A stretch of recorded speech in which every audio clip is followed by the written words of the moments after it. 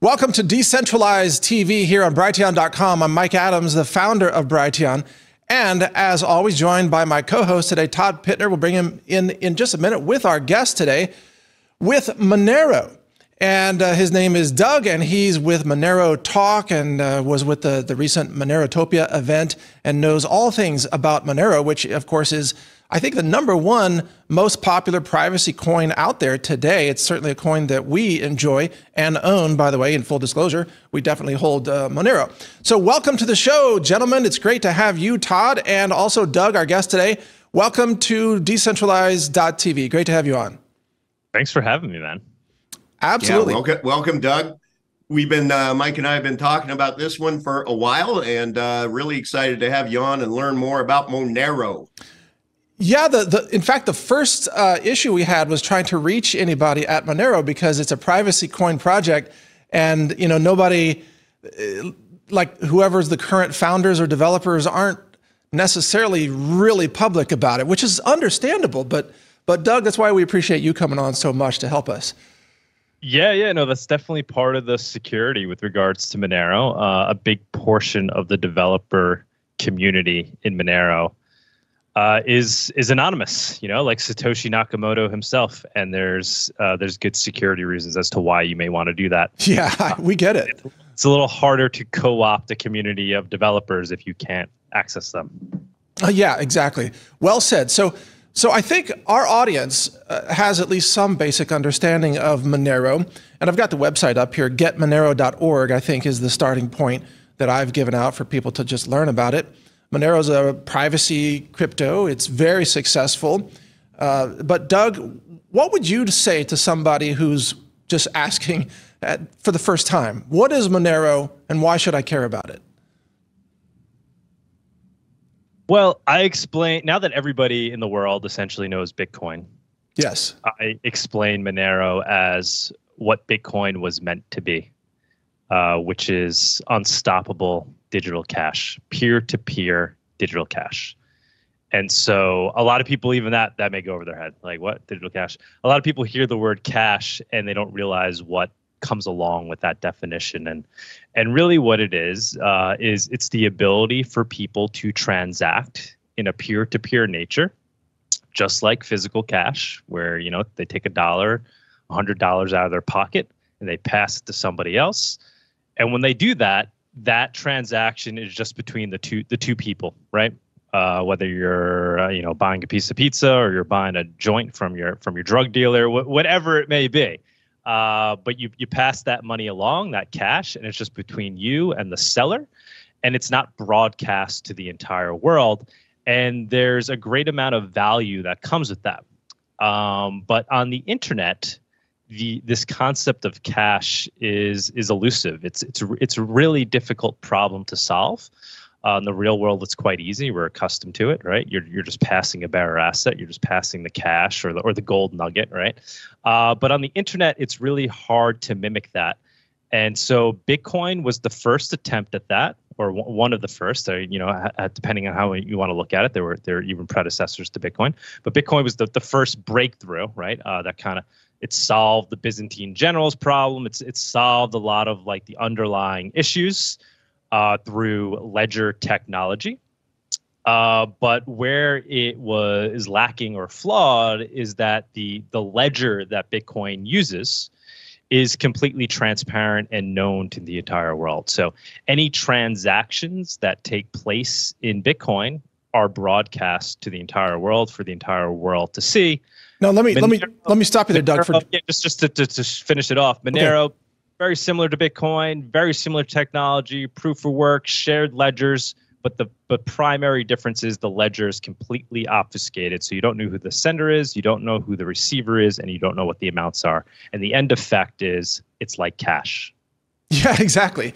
And I'm sorry to interrupt, but I just want to point out that one of the things that Todd and I have discovered in doing this show is that Bitcoin maxis, as they're called, many Bitcoin maxis, even though Bitcoin has its role and has its place, they do not realize, and this was shocking to me, but many Bitcoin maxis apparently do not realize that Bitcoin is not private. Todd, am I right about that? We've noticed this, right? We've noticed it, or it's they choose to ignore that fact. I think that's that's more likely. It's because when you try to talk to them, and again, Bitcoin, we love Bitcoin because in many ways it's a gateway to private crypto. But when you do talk to a maxi about that, they just, put their ears in their finger or their fingers in their ears and just, they don't listen. Yeah. What do you think, Doug? You hear that too? Oh yeah, I've been hearing for many years, many years. It's kind of why I started the Monero Talk show. I mean, initially I was, if you go back in my interviews from years ago, I interviewed a lot of the BTC maxis from back in the day because I was like, I found my way to Monero. I was wondering like, why didn't you find your way to Monero? Like, what am I missing? And so, the take is different, right? So some maxis just ignore. Some maxis like think, whatever, they just haven't studied enough. They think that somehow Bitcoin is private enough because it's pseudo-anonymous, right? Some think that actually its lack of privacy isn't a problem, but that it's a good thing, right? There's those extremists. There's actually I'd say quite a large part of the Bitcoin community that's okay with that, right? They see that as a feature, Wow. because if you lose your Bitcoin or somebody steals your Bitcoin, you have this ledger that tracks it, right? Sounds great in theory, but it comes with all those bad things that we're talking about.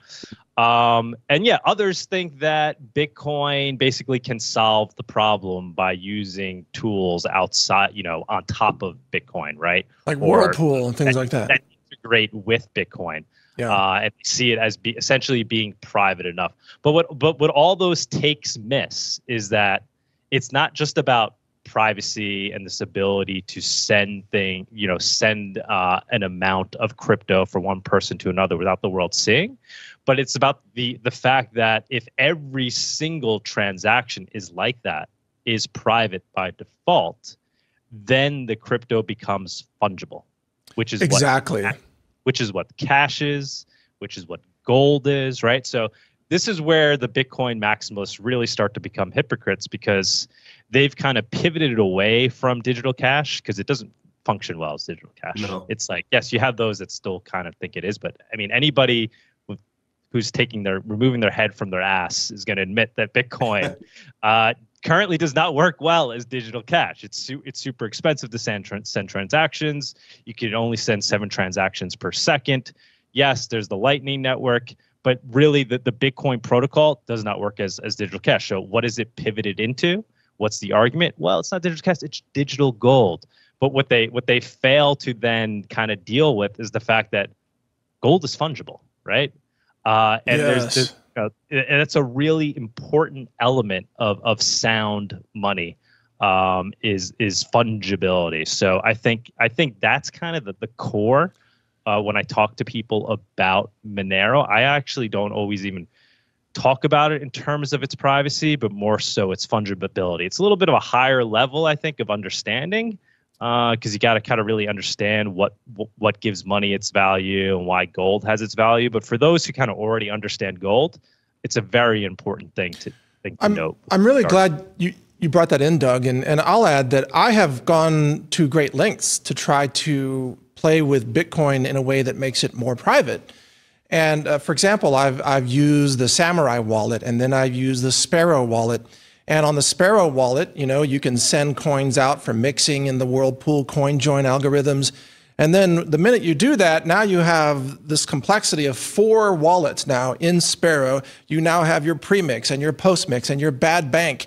And I don't know what else. And you have to really track all your UTXOs, your transaction outputs, and know which one you're spending where.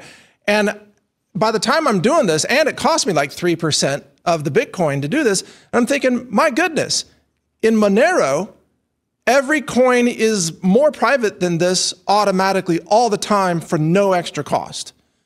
Exactly. It's like, yeah, wow. and you might be getting the privacy with those transactions. But everybody else that's using Bitcoin, their transaction history, their Bitcoins look different than yours on the blockchain. Right. And even yours, even with all those techniques you might do, they're still coming with the history attached to them. Yes. That history may make it difficult to determine what you're doing and who's sending what to who, but there is still a history attached. And that history makes your Bitcoin, that transaction, different than any other transaction. And that's where fungibility really falls apart, is because every single Bitcoin has a unique history attached to it. So Todd, you've been covering, privacy coins for years, and you know all about fungibility. Can you kind of brief our audience, just in case they need a, why does fungibility really matter?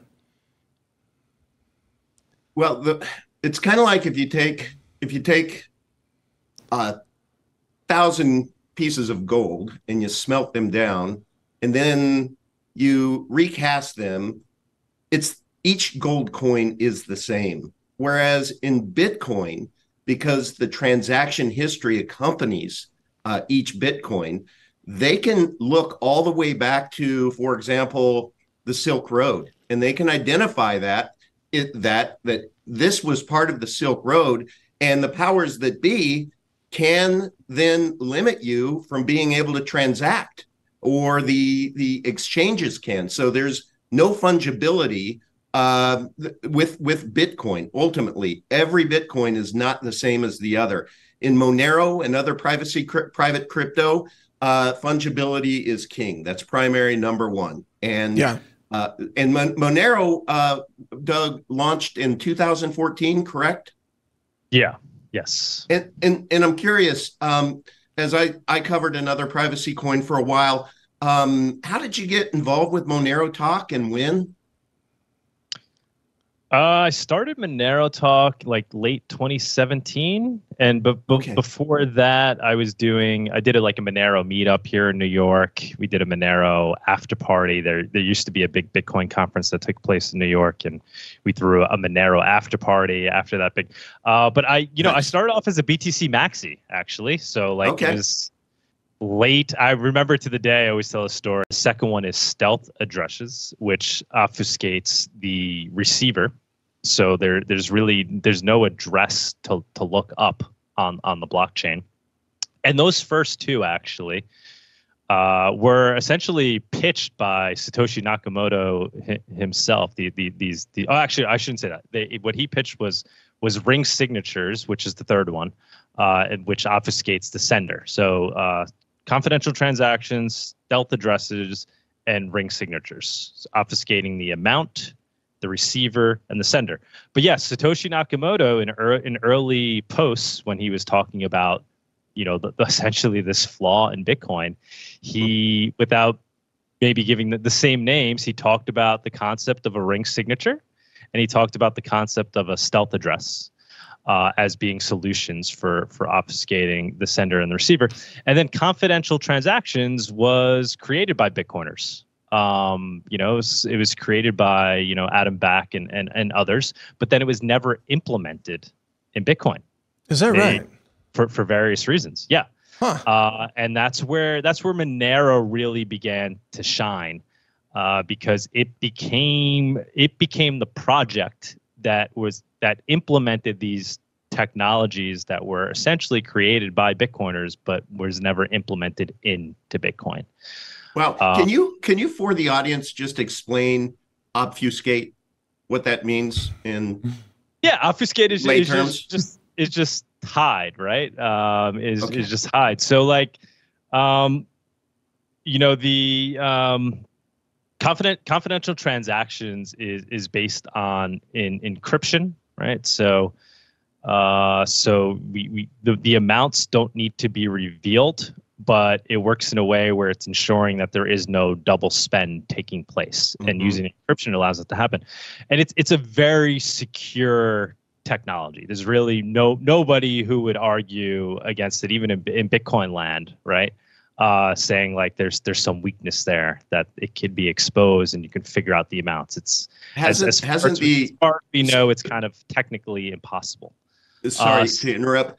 I was going to ask, didn't the IRS or somebody actually put something out called Breaking Monero or something, trying to figure it out with a bounty? But no, they haven't. Nobody's claimed Nobody's done it.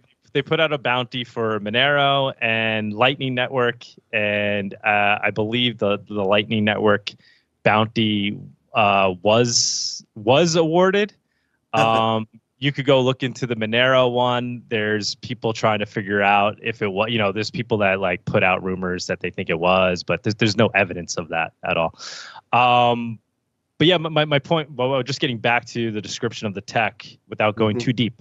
The confidential transactions uses, strong encryption that really nobody has argued against. Like I said, even Bitcoin, the Bitcoiners invented it. Nobody's saying there's any weaknesses there.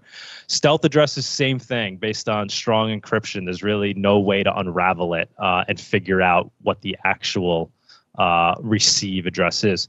And the third thing is ring signatures, and that is where Monero openly does get some criticism for that aspect, and that obfuscates the sender. Where things aren't clear is because of that criticism, people then criticize all of Monero, but it's really just one portion of its tech, which is obfuscating just who the sender is, and it works very well. There's no evidence that any authority has been able to figure out who the sender is using techniques, but theoretically it can be done. There is a certain type of attack that can be done where you might be able to figure out who there is, without getting into details. But what could be said of that and of Monero in general is that it's always evolving, right? Monero is always evolving. This is another major difference between Bitcoin and Monero, and it's had this difference from day one, which is why it acquired confidential transactions way before Bitcoin, and Bitcoin likely never will, because Bitcoin has ossified. It has no intention of changing its base protocol. Monero has taken a different route, and it's always been open to evolving if it thinks it's necessary for purposes of maintaining its cache-like nature. So it's kind of always kept this balance of doing whatever it needed to do at that point in time, given the technology that existed for purposes of maintaining its digital cashness. Not hoping to be digital cash in the future, but being digital cash today, working as digital cash today, and then evolving with the technology. And here's an important part. Once it's vetted enough where the devs feel comfortable enough to implement it, where it doesn't feel like there's going to be any security risks. This is where it also then differentiates from a lot of other privacy coin projects, which they're like, oh, the newfangled thing. It's like, it's, more private than Monero. But is it developed by like one dude in his basement and it's never been vetted? Like Monero has this robust community of people that are looking at this tech. There's conferences and there's tons of money that goes into the vetting process. There's people that are like the IRS that are trying to break it. And then at the end of the day, Monero, uses all that ecosystem to then slowly evolve and adapt. And I say that because the ring signature is an example of something. All right, problem has been pointed out. Monero community has never been in denial of it, right? Like some other tech, it's very open and talks about it with the goal of improving. And now, I think you had mentioned maybe wanted to talk about this. Now we've just recently announced the concept of full membership proofs, and full membership proofs will likely be added to Monero in the near future, probably a year, 2 years out from now, with the addition of Seraphis. And full membership proofs at that point, there'd really be no technical argument against Monero in terms of its cash. Let me jump in here, Doug. Sorry, but I'm really glad you got to this topic, because I wanted to bring this up too. Exactly. So the ring signatures currently, as I understand it, is based on 16. The anonymity set, is 15 or 16, as I understand it. And yeah, that can be expanded dramatically. But what you're describing is that Monero moves with deliberation. So it's not like Monero, the whole community is just going to leap and hope it's good. Like that would be very destructive if somebody made a mistake. And there's a difference between having a paper that proves, okay, yeah, the math works here for a zero knowledge proof. Great. But that's different than whether it can resist being attacked by governments of the world, right? So there's you have to be careful, obviously, about what's at stake here. And when you roll out these things, as Monero, you said maybe a year or two rolling out full membership proofs and the Seraphis update, those are things that Monero has to get right, because a mistake would be catastrophic to the reputation of the coin. So exactly. I'm glad you're being careful. Todd, I'm sure you agree with that. Everything will be highly audited. Oh, so go ahead. Sorry, Todd. Go ahead. Well, my question is, so Monero is a community project. How do you go about when you need to develop new things or get on exchanges and such? How do you go about raising the money to be able to do that? Because I found that's a huge issue with a microcap, right? That's a community project. You're really dependent upon the community for funds. And so it just astonishes me to see how, since 2014, you're now what, like $3.5 billion market cap. And I think or 350. No, it's multiple billions. Yeah, I don't even know what the market cap is. Well, I mean, we could bring it up here, but yeah, we get your point. It's in the billions. Yeah, I think I have it. I'll bring it up. Market cap 2.8 billion. There we go. That sounds about right. Right. So is it largely you on Monero Talk that goes and discusses things, and then is there an organized way for community members to be able to support the next project within? No, well, definitely not largely me, right? I'm just kind of I'm the guy who just loves Monero, out there talking to the devs and everything, and I certainly help get the information out there. But the real discussions take place in the chat rooms among the devs, which are completely open to anybody that wants to go and participate. Right? These Monero based chat rooms, where, like we were saying before, a lot of the people chiming in there are anonymous developers, right? With a long track record on GitHub of all the commits they made and contributions they made to Monero.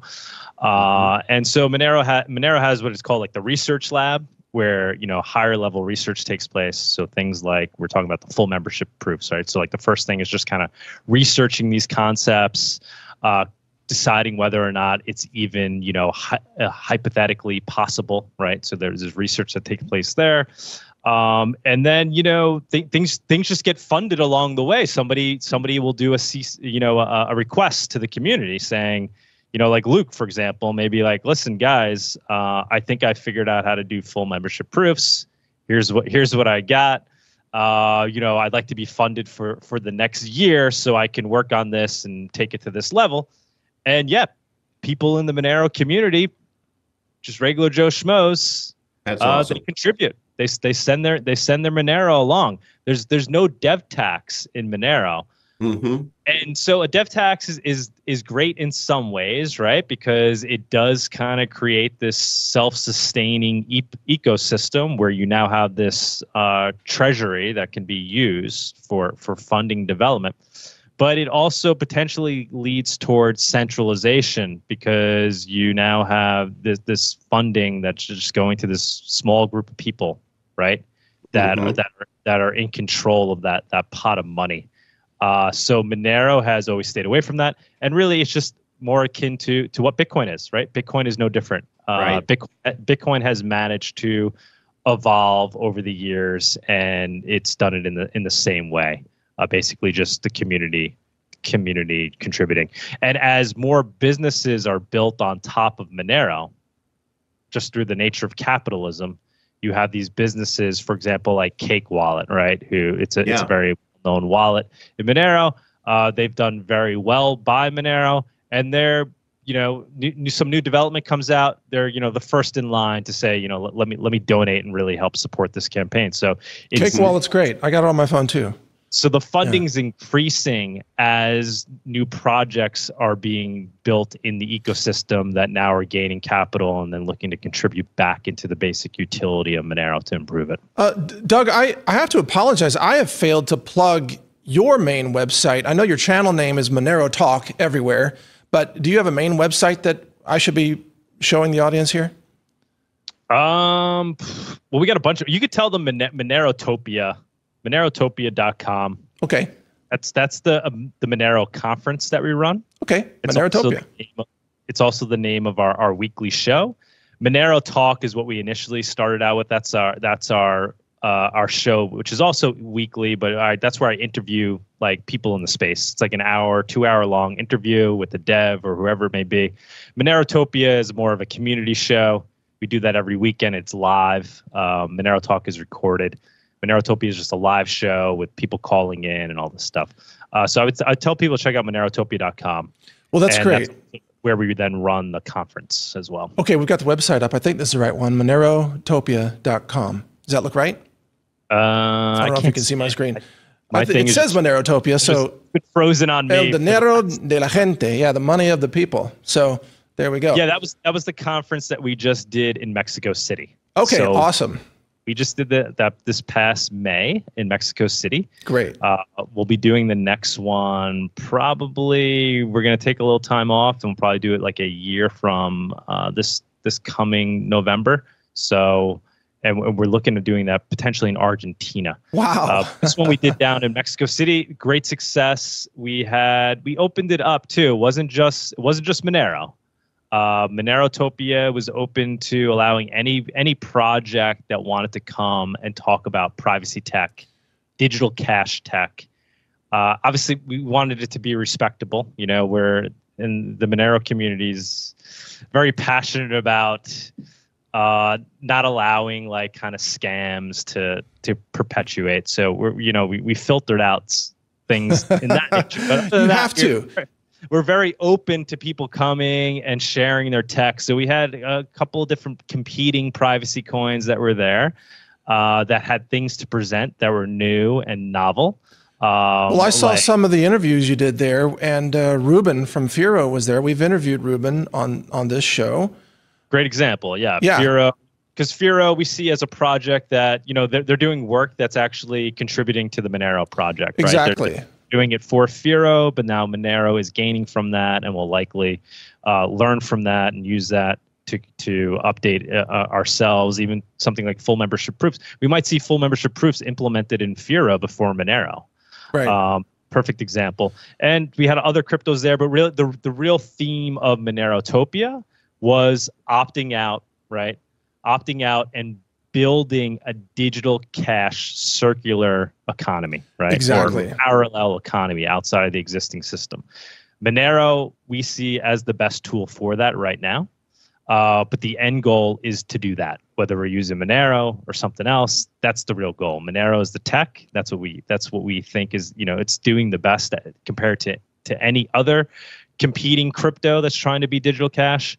But the real goal now is to grow usage of Monero, right? Not to talk about it as digital gold or to talk about what the market cap might be in 10 years, but to talk about what its transaction count is going to look like in 10 years. How many people are going to be using it? Who's accepting it?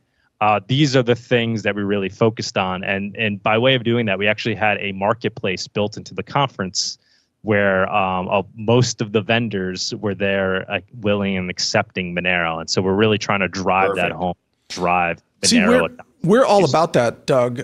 We believe in the practical application of these cryptos. In fact, we don't ever, we don't like talking about speculation and buy low, sell high, and we don't give price projections here. We talk about utility. And in fact, I want to show you something on my screen here. Monero was the first privacy crypto that we implemented as a tipping system on our platform, Brighteon.com. And guys, can you show my screen? Yeah. So this is one of my videos, and underneath the video it says "Tip Crypto." I don't know if you can see this, Doug, but I can't see. I'm only seeing a picture of myself. I'll just describe it to you. So there's a button that says "Tip Crypto," and then because I've entered my Monero receive address in my wallet, and also the other three coins that we're supporting, Epic, Beam, and Firo right now, because those are three other privacy coins. But if I click Monero, then it pops up on my screen is the Monero QR code for me as the content creator to receive Monero. Now, and this is sent, peer-to-peer, direct from the viewer of the content directly to, the content creator's wallet. It doesn't go through our servers, obviously. We don't get a piece, and we don't log any files, and we don't have any information that could ever be subpoenaed because we have no idea who's receiving tips. But we implemented that, and people love this feature. It was really simple. It didn't require any real code on our part, because we're not handling the transaction, but it shows the utility of it. And this is what I would like to see too. I know Todd agrees with me on this. We want to see use cases, and we've seen a lot of use cases. We're having guests coming on offering various products and services that have told me they will accept payment in Monero and other privacy coins, by the way. So it's spreading, Doug. And Mike, let Doug know about what you're going to be doing in your own shopping cart. Oh yeah, that's true. You may know, Doug, I have healthrangerstore.com. I'll bring it up for the audience looking here. We're in the process right now of being able to accept all the privacy coins that we support on Brighteon.com. We'll be able to accept them as payment on our online stores. We have more than one store, but we do quite a lot of business. And the reason this matters, Doug, I'll turn it back over to you. Sorry to hog the time here, but we are living in a world where there's increasing risk of food rationing. Because of the food scarcity problems that are happening in food inflation. And we've seen rationing in other countries like Venezuela, for example. So when we sell a lot of food, storable food, certified organic food, we want people to be able to buy food from us without any authority knowing that they just bought food. We think that's important for security. What do you think?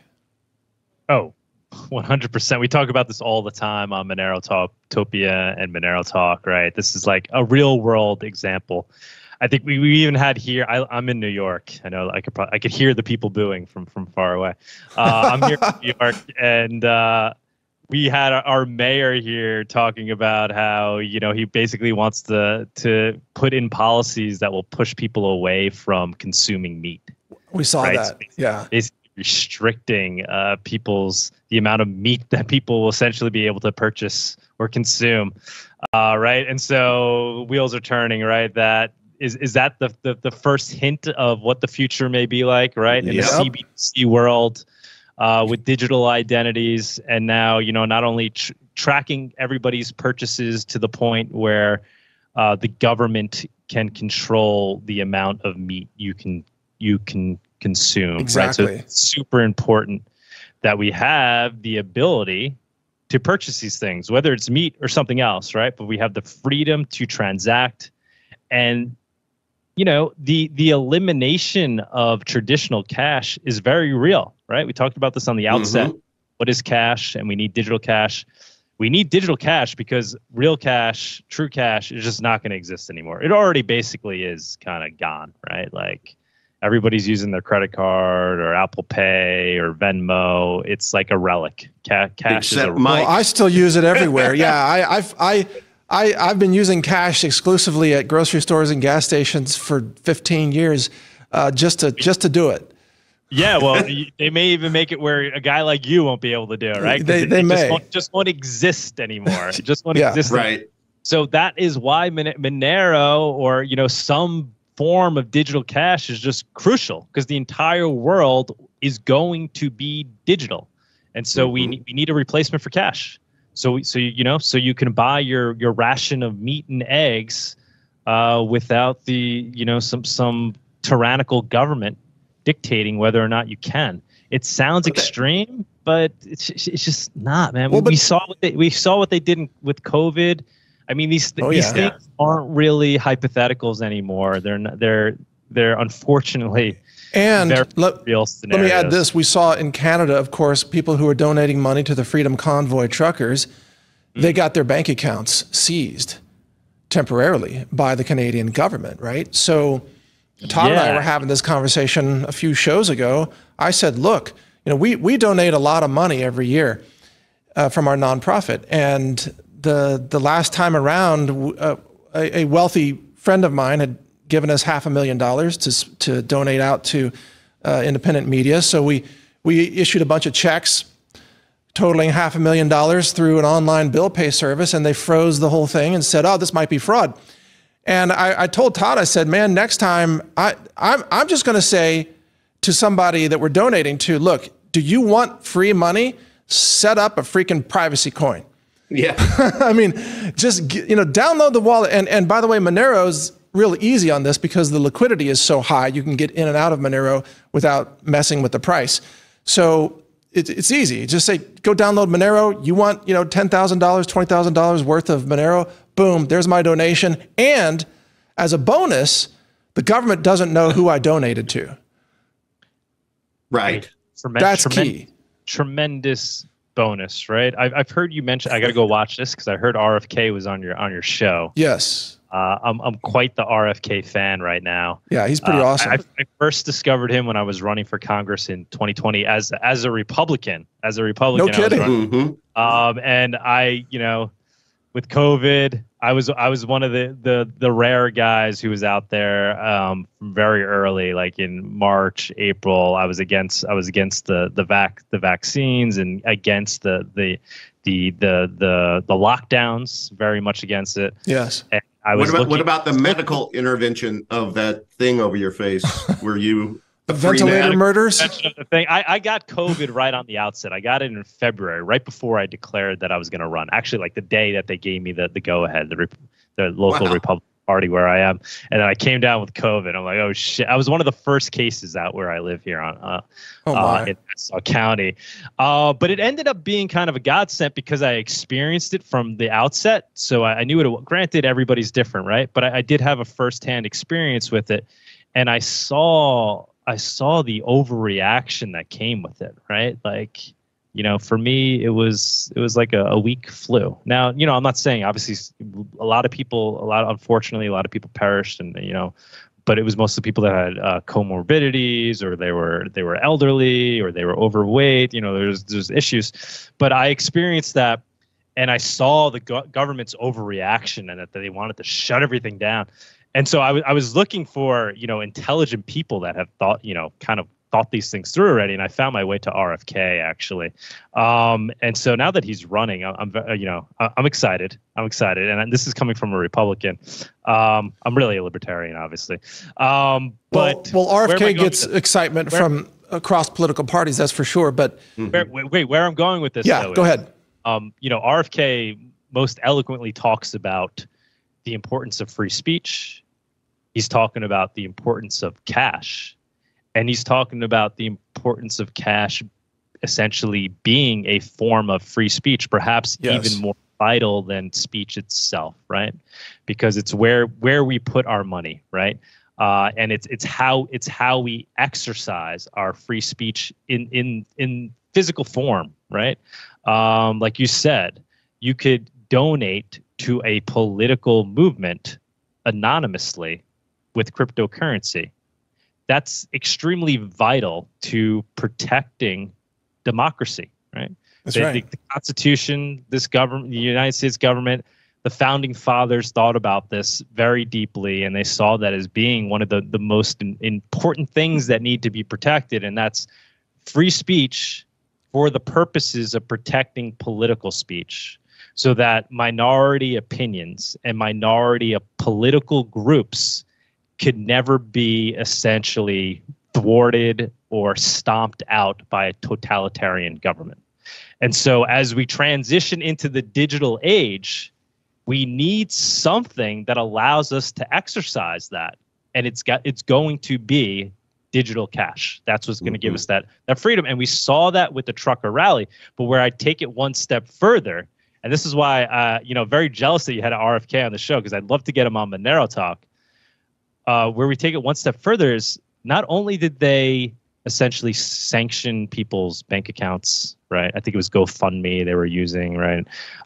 They also blacklisted the Bitcoin addresses. They did. Good point. And that's a lack of fungibility, right? Yep.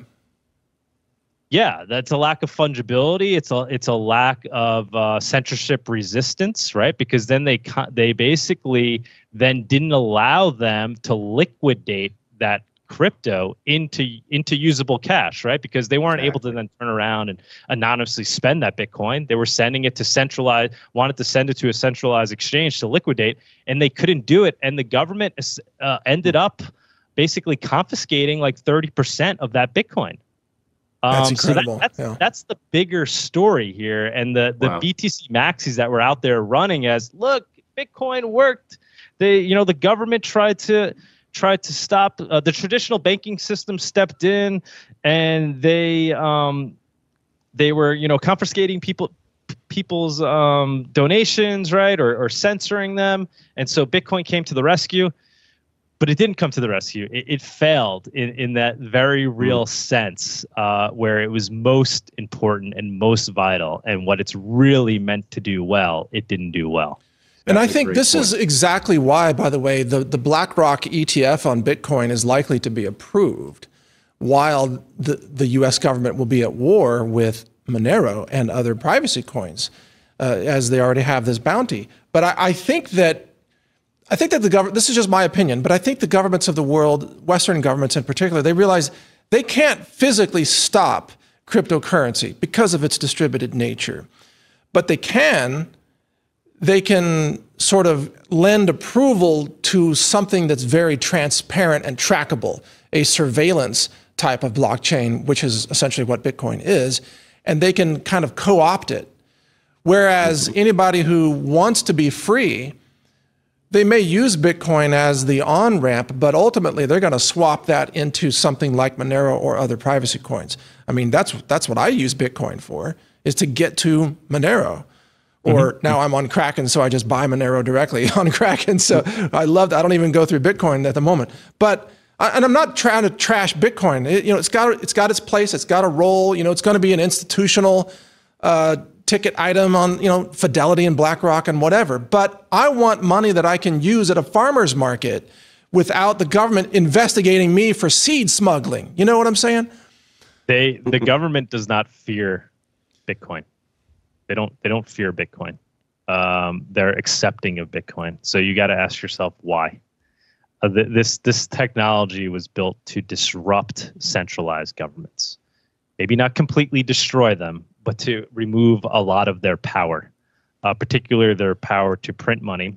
But then with comes that also their power to essentially surveil transactions and censor transactions. And why it may feel like Bitcoin has solved that problem for the points that you're making, it really doesn't. Because at the end of the day, the ledger is completely transparent. And so it can be obfuscated. It could be co-opted in that sense, right? So they may not be able to technically easily stop a transaction, but if they know who you are, and they know who the receiver is, and they can see when transactions are being sent, they could effectively, censor and confiscate Bitcoin as needed.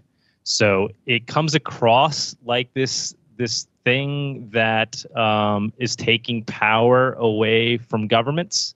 But at the end of the day, the government is really not fearful of Bitcoin. If anything, it may be able to help them, allow them to more perfectly tax everyone, right? So on a Bitcoin standard where everybody's using this completely traceable ledger, and now everything's being perfectly tracked and traced with through chain analysis, and everybody's been KYC that's obtained their Bitcoin, right. Effectively everybody. Now you can very easily see how money is moving from person to person, and you can send your letters in the mail saying we see you have this much, you spent this much, whatever, you owe this amount in taxes. And so this idea that Bitcoin is this tool that governments can't stop, it's really just that they've realized that they don't need to stop it or want to stop it because it doesn't really hurt them in any way. Really important point there. And it kind of leads me to a question I wanted to ask you anyway, which is about, do you think one day, let's just say the US government will declare, and again, it's just a declaration. They can't stop Monero, but they could declare Monero to be illegal. Now, again, they can't stop it, and it would be immediately challenged because of First Amendment grounds, by the way. How can you ban me from trading fiat for an expression of computer code, right? Yeah, it's coded speech, money is speech. Exactly. It's like me buying a Hunter Biden's art, which I've bought all kinds of Hunter Biden's art, by the way. Just full disclosure, I'm the donor buying all the art. Yeah, I've got a great collection of Hunter Biden art. I hope you use Monero for that, but now you're not. Oh, dang it. But you see my point. If they were to say it's illegal, couldn't we wake up and see some at least temporary fear about Monero and valuation, recalibrations, things like that? What do you think might happen? It's hard to say. This is why I would love to ask RFK that question. I don't know if you did. I didn't ask him that question. Yeah. So, we talk about this all the time on the show. Europe seems to be even further along than the U.S. in this regard, of really being against "quote unquote" privacy coins. So we might see something extreme happen there, where they effectively try to ban Monero. In the United States, if I had to bet, I don't think it's going to happen. I think as broken as our democracy or our democratic republic may seem, there are still checks and balances, and at the end of the day, there are a lot of liberty-loving, capitalist-loving people, and you'll have I think representatives step up and fight against any banning of Monero. I would think. I could be wrong.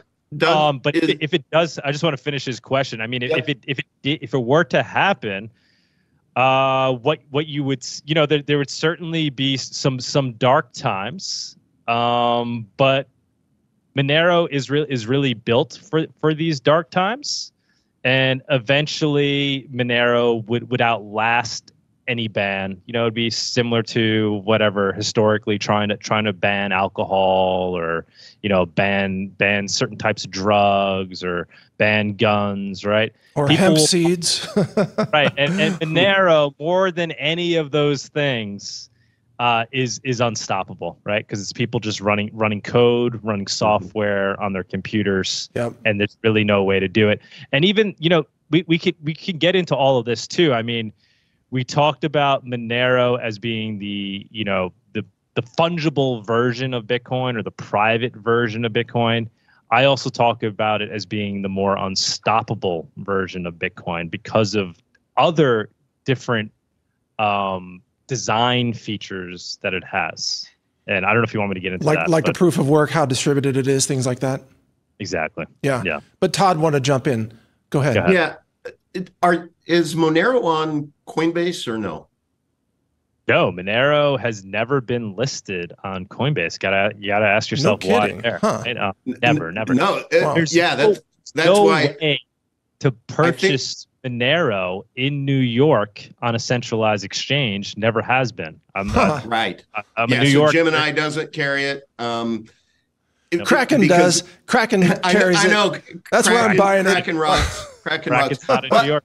But that demonstrates already that private crypto is, in the crosshairs, right? I don't think these exchanges are ever going to list any private crypto. So, but then that's something they can't take away then either, And I think it actually leads to more decentralization in the real world utility of the coin. 100%. Yeah. And going back to the Bitcoin, it's forced Monero to do what crypto's supposed to do, which is to build a decentralized ecosystem. That's right. So we can't use centralized exchanges, but what we've been doing in the meantime, we're using local Monero. We're building out atomic swaps, which now exist. Yes. Versions of that. We have different decentralized exchanges that now exist, and new ones that are being built. All these solutions that wouldn't have been developed as quickly, but for the fact that you can't easily obtain Monero on a centralized exchange. So it's promoting the development of a robust, unstoppable ecosystem, right? So once they do ban it, it's like, well, whatever, it's already unstoppable.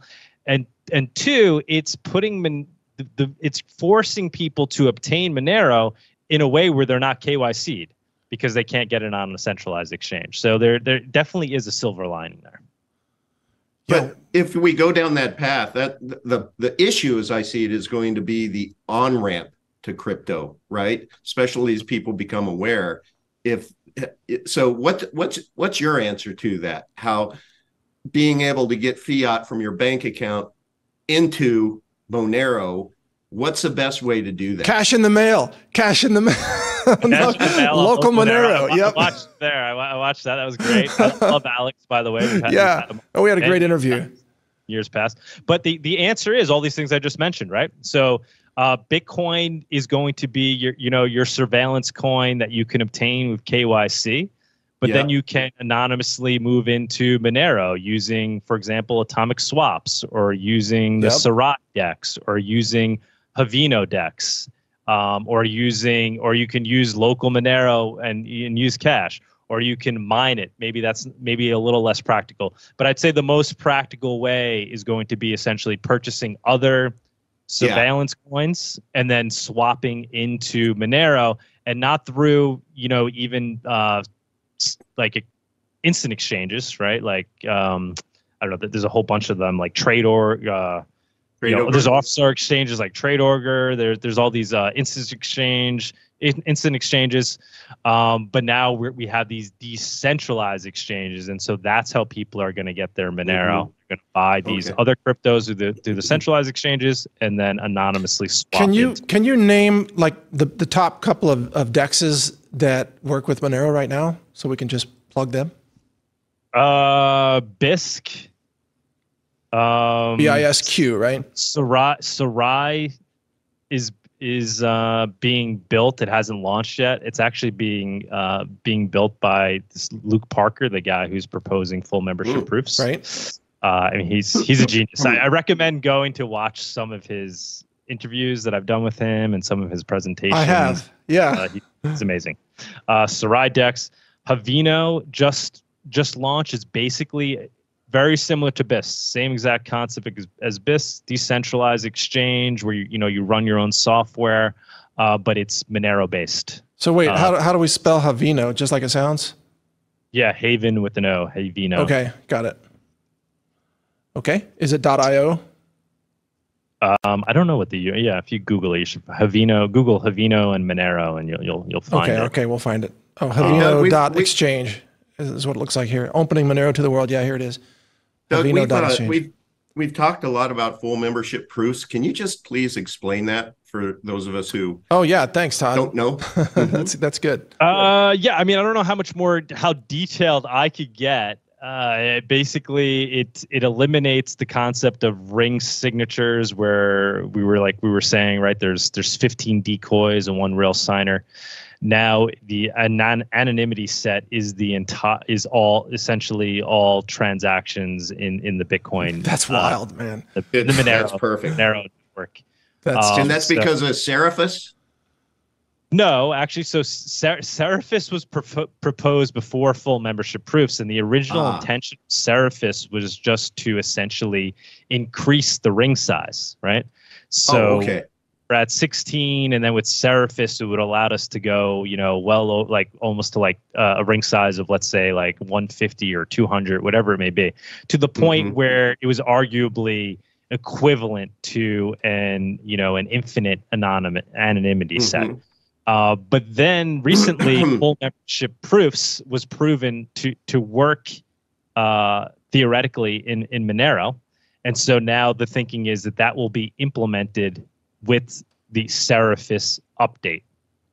And so that's where the tie-in with full membership proofs and Seraphis. So with Seraphis update now, we're going to most likely. I mean, it hasn't been built out, but there's really, I mean, no reason why we won't see it added with Seraphis. Let me add in a note here about the innovation. I'm so impressed with Monero's innovation, and also, you mentioned before Firo and Ruben, and I know Ruben collaborates with a lot of developers from the Monero world, and I just got to say I'm really impressed because Bitcoin, the innovation is pretty stagnant in my opinion there, and yet with Monero and Firo in particular, those two projects, I see all this really forward thinking and like future proofing it, knowing how to preemptively defend against quantum computing attacks in the future, right? Expanding the anonymity set so that even statistical analyses by governments running supercomputers cannot penetrate the systems. I got to say that I think the smartest people, I might take flack for this, I probably will, but I think the smartest people in this space are in the privacy coin space. That's just my opinion. Because you have to be the smartest people, because that's where it's the most demanding. It's attracting the true cypherpunks and the crypto anarchists. And so it's not only necessarily the smartest, but it's the most passionate, because they're driven by the desire to create an unstoppable digital cash network. That's what they're in it for. They're not in it for becoming a billionaire and hoping that their Bitcoin goes to the moon, whatever. You know, they're in it for this goal of creating a system for transacting value that the government can't censor, surveil, or control in any way. And, you know, like back to your question of, well, how is it funded? I mean, really, at the end of the day, that's how it's really funded. It's funded by the passions of these people that are sitting there till 4 in the morning, eating their Cheerios and drinking their Pepsi, and you know they don't care if they're getting paid for it. They want to see this freaking thing work because they know it's revolutionary, and they know it's completely essential to maintaining our liberty in the digital age. And so you're not only getting intelligent people, you're getting extremely passionate, driven people that are on a mission. Hey, Doug, does Monero have a canary network to be able to test all of this on? How does that go before you would actually implement everything on the base chain? Actually, I would say Monero is the test network. Okay. Monero. So kind of like Litecoin is the test network, or it essentially was at some point of Bitcoin. Monero, you'll probably see full membership proofs on Monero, even before Firo potentially. Got it. But you know, I hope people don't hear that and they run out and buy Monero, right? Like, people need to understand that. Once again, it's not just about the latest and craziest tech. It's about implementing it in a safe way, and it's really about the network effect of the system. And Monero has, in my opinion, beaten out all other quote unquote privacy coins in winning the network effect for purposes of digital, clearly sending discreetly. I've got to bring in one more extraordinary use case that just came up in the world. And Doug, I want to be respectful of your time. We're at a little over an hour. Are you okay for 5 more minutes or so?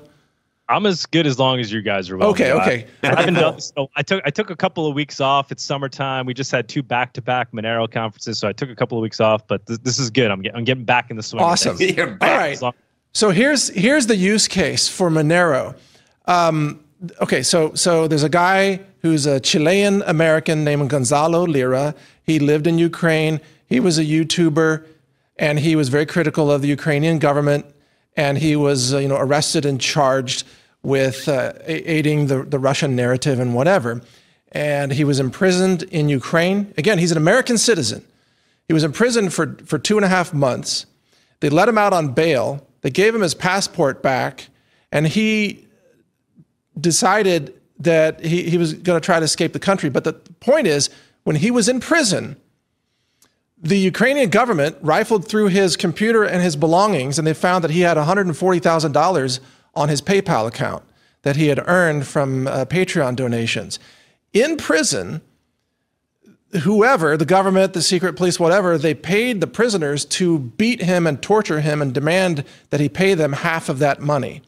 And he was forced to log into his PayPal from prison and transfer $70,000 to not have his eye gouged out with a toothpick in prison. Wow. So how's that for a use case of, if they can see it, they can beat it out of you? And they also took $9,000 in cash out of his apartment. But if he had had Monero, and let's say, just like just memorize the seed phrase, which is not that difficult to do with some practice, and you don't even have to have anything on your computer. You just have your secret Monero in your head, or a paper wallet somewhere, whatever, he would have been safe from that. So isn't that a real world use case too? Yeah, 100%. I mean, not even, you don't even have to look to that just look to Bitcoin, right? So they say, one of the things they say about Bitcoin is it's unconfiscatable, right? I don't know, just do a basic Google. It's one of the most confiscated assets of all time. Yeah, because they can see it. the amount of Monero, there's never been another asset where they've taken billions of dollars away from somebody in one felt swoop, like in literally a click of a button. They're like, now I own all your Monero. I've just taken it all away from you. And what makes it confiscatable is, like you said, the fact that it's not private, so they can see it. They see it there on the blockchain, and then they just have to find you, and it's a simple wrench attack at that point. Right. So the fact that they can't, with Monero, that you can't see the amounts and there's no blockchain to look at, definitely adds to its unconfiscatability. Yeah. Yeah, and we live in a world where economically a lot of people are increasingly desperate, and there have been, I've even seen cases of like big Bitcoin guys getting kidnapped and then found with their limbs chopped off, dead in a bag somewhere. Yeah, it'd be like if you kept a safe, you had a Fort Knox of a very strong safe with gold in it, but you kept it on your front lawn, and it was made of glass, so everybody can see in it. And they're like, "But this is the strongest safe in the world. Nobody can break it." Yeah, but we all know that you have $1 billion in there, jackass. So when I knock at the door and I put a gun to your head and say, "Now open it," it doesn't matter how secure your safe is. It's a glass house where your shower is right near the front, and you're cool. You're totally cool, man. You're behind something physical. Doesn't matter that they can see through, but yeah. People who live anybody who knows that, like that's dealt with decent amount, they know that they don't want the whole world to know how much money they have, and this surveillance coins are the extreme example of that. Yeah, exactly. Okay, and then let me mention one more thing. On the merchant side, on the practicality side, and I know, Todd, you and I have had discussions about this, and I just want to say to our audience, if you own a business and you are a merchant, if you're accepting payment for anything online or in person, you should love Monero. Number one, the payments are irreversible. So there's no chargebacks. People aren't ordering stuff and taking delivery and then charging back and ripping you off. And then secondly, again, nobody knows who you're selling to. And that could be important as a business, because you might be selling to somebody that gets on some political dissident list one day, and then suddenly they're investigating you. Oh, you sold duct tape to somebody who used duct tape to maybe tape it over someone's mouth in a carjacking or something. It's like, what? We're a hardware store. We sell hammers too. What are you gonna do? This goes back to cash, right? When somebody shows up with cash, like you said, at a hardware store, the attendant, the guy who run the cash register, never questions where you got that cash, right? Right. Commerce would break down. It wouldn't work if you had to question somebody every time they went to spend something, right? And so when people show up with cash, no questions asked, because nobody has it, because they don't know. There's nothing for them to see. But with the transparent ledger, it now puts the onus on that person, because now there is something to see. So they're responsible in a way to check, right? Yeah. But if there's nothing to check, then they're not responsible. And it just leads to a more frictionless form of commerce when you don't have the ability to look up histories of transactions. Totally. You got it. Just nailed it. Okay. So look, I've taken too much of your time, Doug, and Todd and I are going to have this is only like half of the show. We got to have the discussion, but I want to give you the opportunity. Is there anything else that you want to add here in wrapping this up? This has been an amazing conversation. We love what you're all about, and Monero Talk and Monerotopia and everything. But is there anything you want to add? Well, number one, I'd love to have you come on like a Monerotopia show or a Monero Talk show that I do on my end. That'd be great too. Sure, we'd love to do that. Continue to grow things. I guess number two, just to shill some things. I know I mentioned MoneroTopia.com, but if anybody wants to watch our YouTube videos or our podcasts, if they just Google Monero Talk, right, and Monero Talk YouTube channel, everything is there. Perfect. And then a third and fourth thing I want to mention. One is the Monero Nodo project that I'm working on. This might be a little advanced for your people out there, but if they're kind of getting into Monero and they're interested, tell us about it. We're launching a plug-and-play Monero node to make it super easy for people to get it up. Dude, I want to run one. Come on, tell me about it. Yeah, MoneroNodo.com. Check it out. Monero Nodo, N-O-D-O? Mm-hmm. Okay. MoneroNodo.com, okay. This is going to make it very easy for you to get a node up and running. It's a little plug and play device that we're developing. Is it a piece of hardware that's running the node? It's a piece of hardware. Yep. Wow. It's a little computer, but built for the purposes of running a Monero node, making it very simple. And then the other thing that it does well, it allows you to use a light wallet in the best way possible, right? So when you're using a wallet like Cake Wallet or My Monero, whatever it may be, that wallet's connecting to a node. The best way to use Monero is if it's connecting to your own node. True. It just adds additional security and privacy. So you're going to be selling this hardware that's pre-configured with a Monero node, and it's got the whole blockchain already loaded, and you just plug it in and run it, huh? Essentially, yeah. And then it'll have to re-download the blockchain, but there's no dealing with code or dealing with. It makes it for any Joe Schmo like myself, right? You very easily plug and play, and you got a node up and running, and now you have and it shows you how to connect your wallet to the node. So it's very simple. The last thing I want to mention, another project we're working on. There's nothing to Google at this point, but it's called XMR Bazaar, and this goes back to what we were talking about earlier about building out the circular economy. So this is going to be like a dark market, but for the clear net, Monero based, peer-to-peer. So kind of like a local Monero, because I know you've recently been getting into that, but for purposes of buying and selling goods and services directly with Monero peer-to-peer. And what's very unique about it, because there's another one that launched kind of recently, it's called Monero Market. But what's interesting about XMR Bazaar is we figured out how to do trustless multi-sig escrow. So that Right. So like I'm sure when you used local Monero, you went through the escrow process. Right. And they use some bonding system, right? So the way this is going to work is it's going to use a multi-signature so that we as the platform are never holding your Monero. They're held in a multi-sig that's then it's signed by the receiver, and it's signed by the mediator that's mediating the transaction. So it's just an interesting thing to keep your eye on. Cool. But the real goal with that is to build out a peer-to-peer digital cash economy where anybody can come and sell their motorcycle, can rent their house out, whatever it may be, and they could do so directly with Monero in a trustless way using this third multi-sig escrow system. So awesome. Your CBD oil, because whatever it may be, yeah, because traditional banking system, right? Like we were talking about before, it doesn't have to be anything even controversial, right? Right. Whatever it may be, whatever you would want to sell for cash.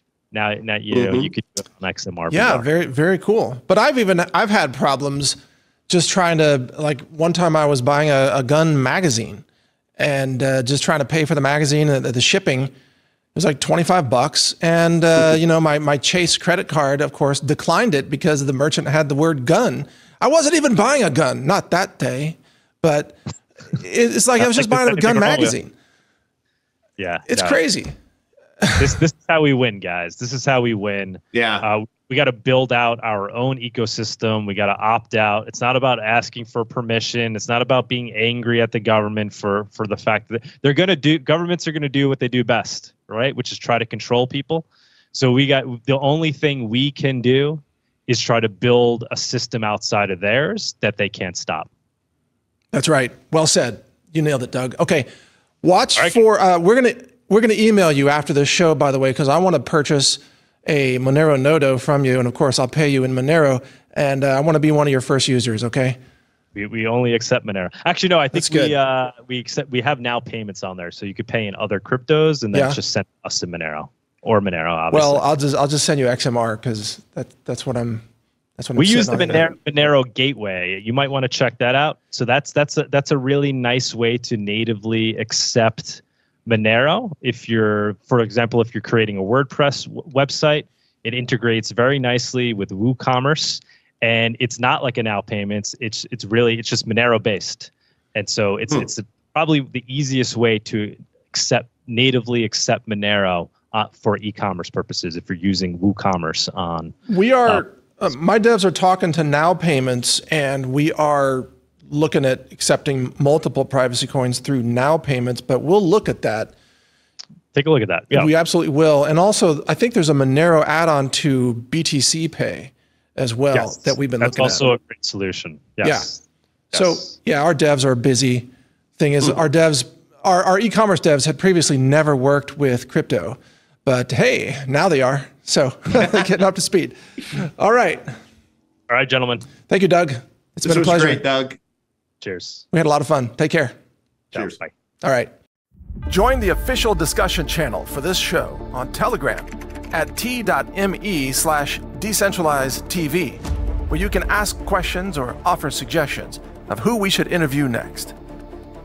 Also be sure to subscribe to the email newsletter on decentralized.tv, where you'll be alerted about 1 day in advance of each new upcoming episode before it gets published. On decentralized.tv, you'll also find links to our video channels and social media channels across all platforms, including Brighteon, Rumble, BitChute, Twitter, Truth Social, and more. Check it all out at decentralized.tv. All right, we're back with Todd Pittner for the post-interview discussion, but first I want to just plug this company, redpillprints.com.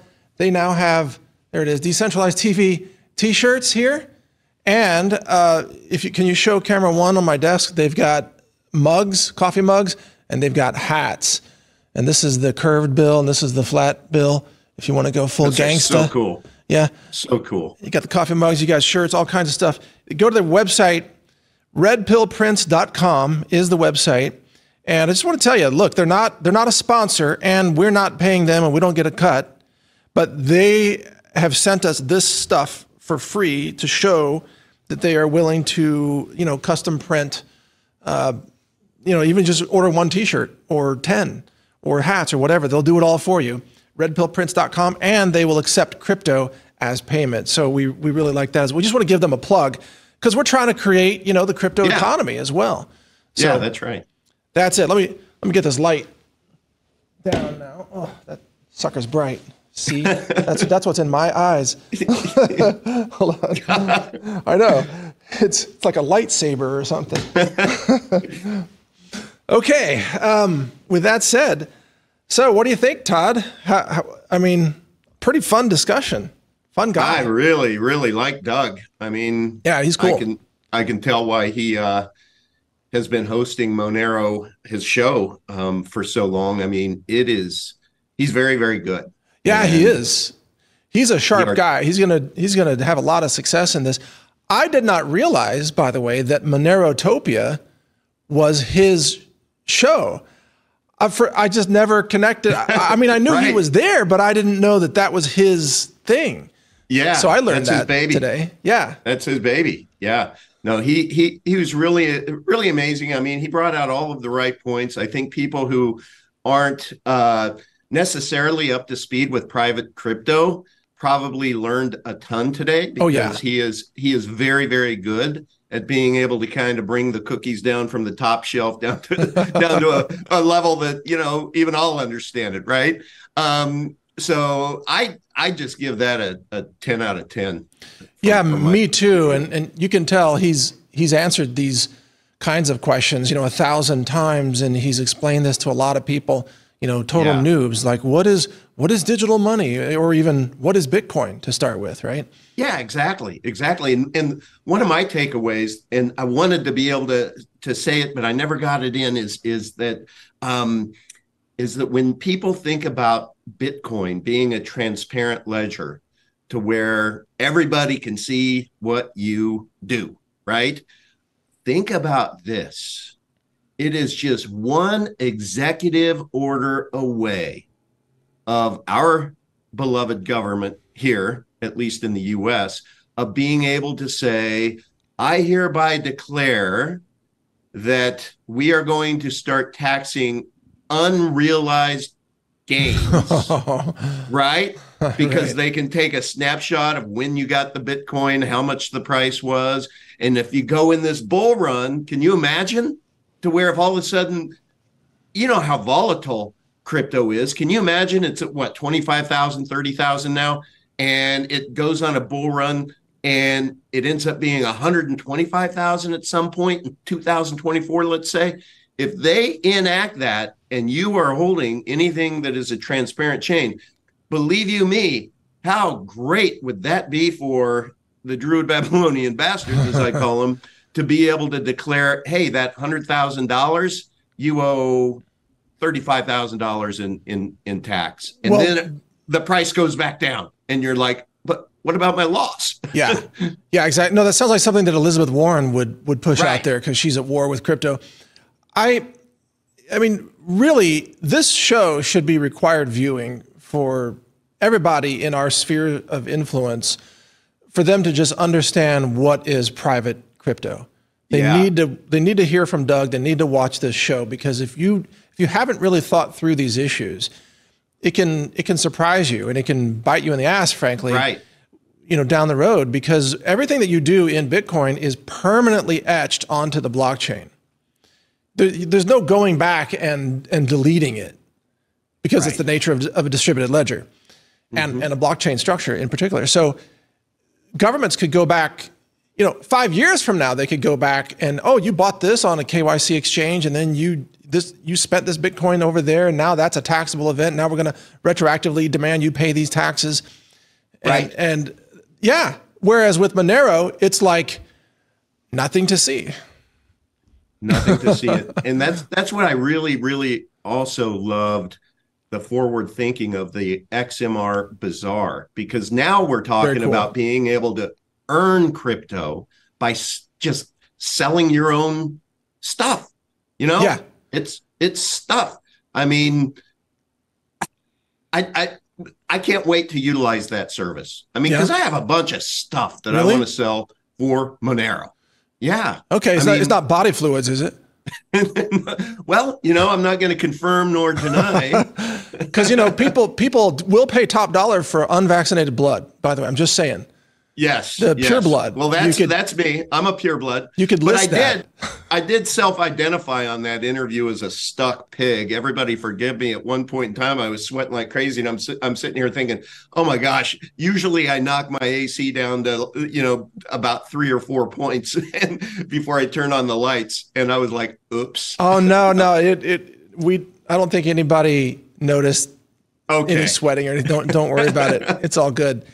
But I also like, getting back to the interview, I like the fact that Doug was also very open and honest about the one point of Monero that can be criticized and that is being improved and resolved, which is the ring signatures.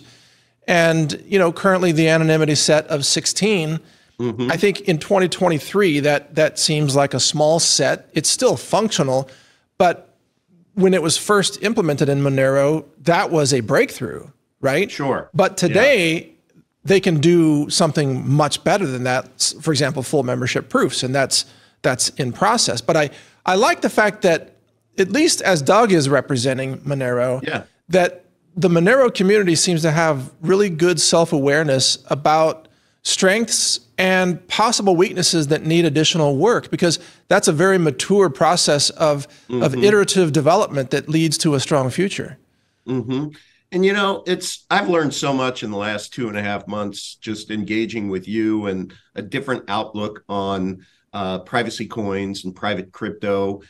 And I realize how tribalism can just really ruin things, right? Across all projects, right? And I know at one point in time, Monero went through their own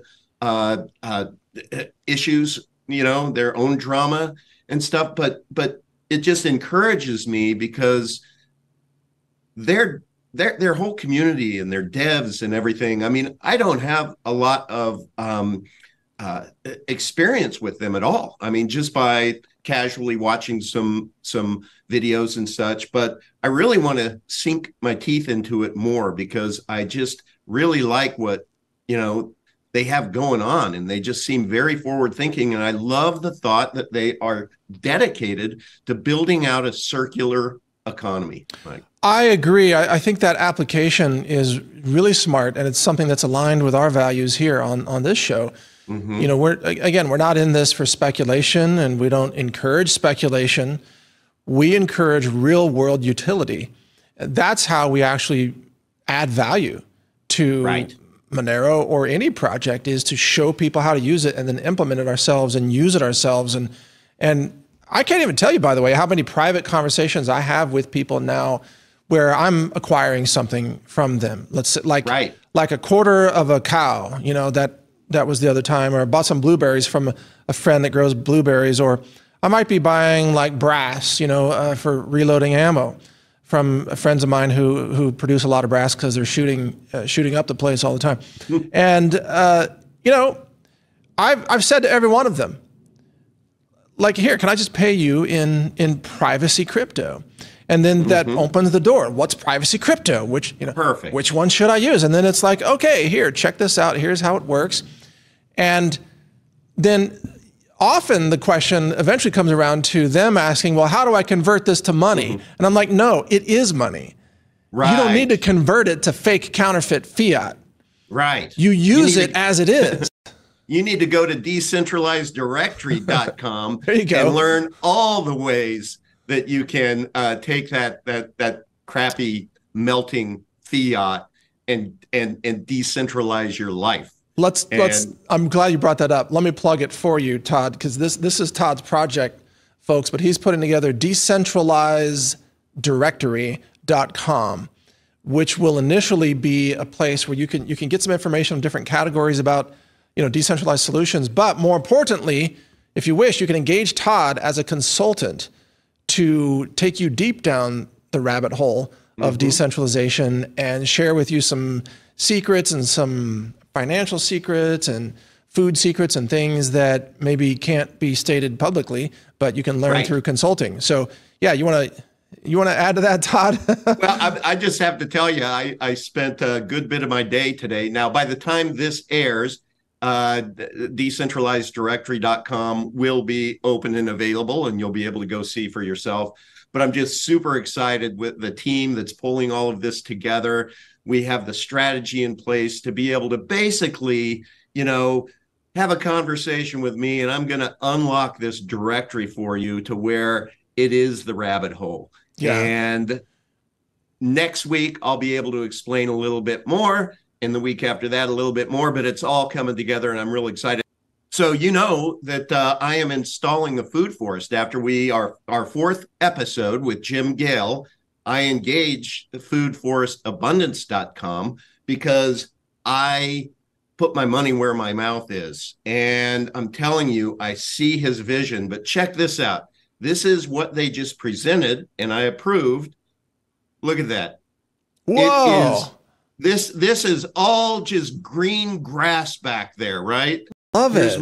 Here's my little, it's a lanai cage, right? We don't have a pool, but that's a screen-in porch, which becomes important in Florida because you can ride the mosquitoes if you have a small enough saddle.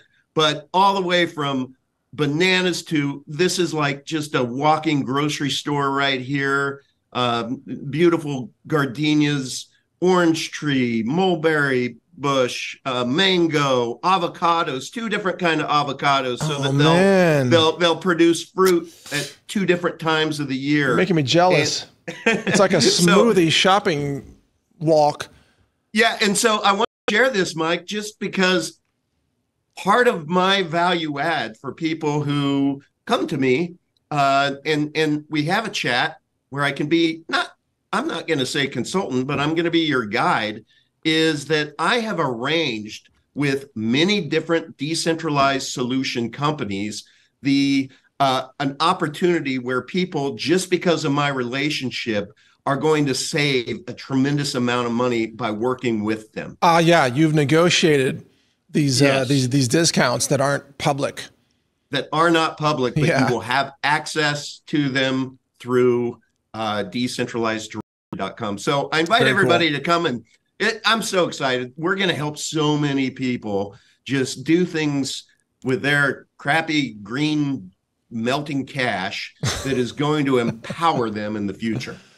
I love that. And very happy that you're launching this, because we get a lot of questions from people who actually need a little bit of consulting, hand-holding, or guidance of how to navigate this, but we're trying to make it easier for everybody. And like just getting to the interview again today, to use Monero, you don't have to be a geek. You don't have to understand all the zero knowledge proofs and how this is and how it all works. You don't have to look under the hood to drive your car, right? Yeah. I mean, hopefully you could change a tire or something. Like hopefully you know how to like reboot your phone, right? But you don't need to go in and tweak the carburetor or fuel injectors. But the same thing with Monero. You can just use it. And I forgot to mention in the interview, the Monero wallet, I think, is just the default Monero wallet is got to be the best default wallet out there. It's just super clean and simple, and it has mining built in. Do you know that? Wow. I did not know that. Yeah, you just go to advanced and then, I don't know, system or settings, and you just click to start mining. You can choose how many CPU cores, and the wallet does the mining for you. Wow. Yeah. That's awesome. Yeah. That's awesome. Because, mining can be a pain on some projects. Yeah, that's right. Yeah. Learn. Not for the faint of heart. You learned. So I actually did mining, for about 5 minutes. Then I did the math and realized this is not going to make me any money at all. So I wanted to see how it works. Leave the mining to other people who can run those giant rigs with near free electricity. That's their wheelhouse. Right. But for us, we're just about using it. So anyway. Yeah, no. So yeah, thumbs up to the interview. I hope that many of the Monero community see this and know that you are invited here to decentralized.tv, and we hope you spread the good word because we sure do like you. Yeah, I mean it really needs to be stated too that we really make an effort here on this show to not be tribal. Right. We are not trying to pit one project against another, and we're not, running a pump and dump on some favorite project.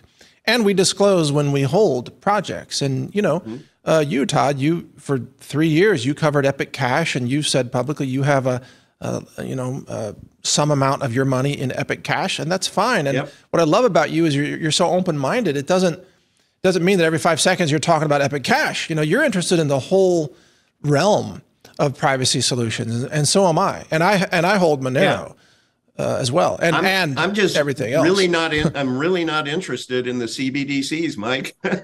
Yeah, right. But I had a question that I wanted to answer in the interview, but I'm going to ask you. Go for it. Okay, so we know how the general population managed the pandemic.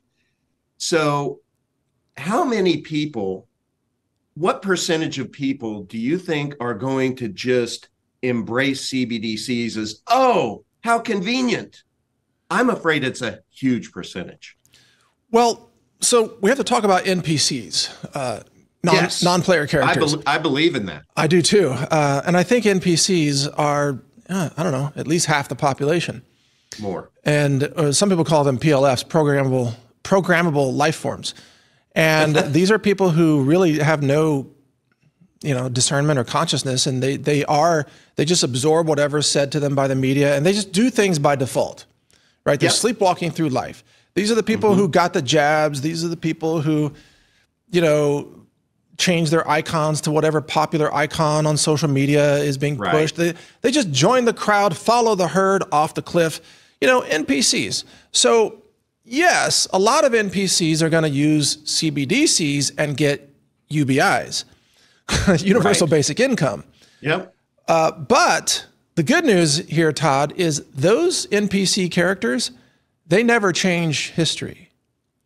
They just go along with the flow of history. It's people like us that change history. That's true. And so we have way more power than any number of thousands of NPCs because they can never step outside their scripts, their programming. Yeah. They are programmed by mainstream media, and they entirely lack the ability to critically think about anything. And it's crazy. You can have NPCs within the same family, Mike. Oh, I mean, I kind of walk amongst them. Okay, there's an admission. But look, I'm in the same boat. I have some family members and former friends who just went to sleep, and they're in the NPC category. But I mean, I've also got friends, I mean, even from high school, that are wide awake and on board and fans of the show, by the way. So that's great. Each person has to decide for themselves whether they're going to be a slave or a free person. And, if they're going to be a slave, then they're just going to go along with everything, including the CBDCs. If they want to be free, then once you start going down that rabbit hole, you start using Monero or other privacy coins, you start using a de-Googled phone, you start using a VPN, you stop using Google.com as your search engine, so on and so forth. You start growing your food. You can't stop it. It's a snowball effect of freedom. Coming back to the interview, I have a sneaky suspicion that probably 99% of Monero holders are not NPCs. I just have a sneaky suspicion. If you're holding Monero, welcome to the land of critical thought. It's a really cool exercise in self-selection. Actually, it's kind of an IQ test. Like if you hold Monero, you have passed the IQ test. I never ordered it, but I had a shirt designed that was a mask, someone wearing it, and it said, at this point, it's an IQ test. Right. Yeah, exactly. And there are similar IQ tests all around us. Like people who just hold all their savings in dollars are idiots. Yeah. The dollars are losing value every day. And by the way, if you buy an asset like a house and then it, quote, appreciates in value in the fiat dollars, then you sell it for fiat, you have to pay the IRS on the, quote, gain, which was really only because of inflation. You didn't gain any actual value. No. You bought it for $500,000, you sold it for $1 million, you got to pay taxes on $500,000 of gain. But the dollars aren't worth what they used to be. So you lost, and then you pay taxes on the money you lost. I know. I mean, how is it that people don't understand the negative effects of inflation or compounding inflation, basically? I mean, it just escapes people. Well, because they didn't have decentralized.tv for. They don't understand math, I tell you what. But so and we could say too that, by the way, it's not just Monero. So people who are into privacy crypto, I think, are cut above. They really are. I do too. And I think people who are into privacy crypto have a much better understanding of what crypto is. Where Bitcoin is kind of like the default crypto to get into, where you have a lot of noobs in Bitcoin. And I'm not saying you don't also have some really advanced, amazing people in that as well, but Bitcoin is kind of like the noob magnet. Buy Bitcoin or Dogecoin. There's a super noob magnet right there. Right. And then at that point, people maybe slowly come to learn that what they have is not what they thought they bought. Right. Like they thought they bought Monero, but actually it was Bitcoin. And then they come to find out this is not private. And everything's transparent, and there's no anonymity through KYC exchanges and so on. So I think that as we educate people through this show, and also we are educated, we learn something 100%. Every time from every guest. Yeah.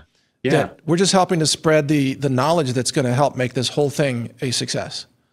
Yeah, so many great guests that we haven't even released the shows yet as of this recording. People are just going to learn more and more about private crypto, and and on each of these shows, you and I afterwards are like, "Wow, I didn't know that." I'm overjoyed and also overwhelmed. Like today, here on my screen, we just learned about this Havino, which I guess it hasn't been launched yet, but it looks like it's on the verge of being launched. And I didn't know about this, but that's exactly what I'm looking for. We want a way to do these, non-custodial swaps or atomic swaps of crypto, because you see, the thing I love about crypto is you can be so rapid you can be nimble in where you want to allocate your assets. Right.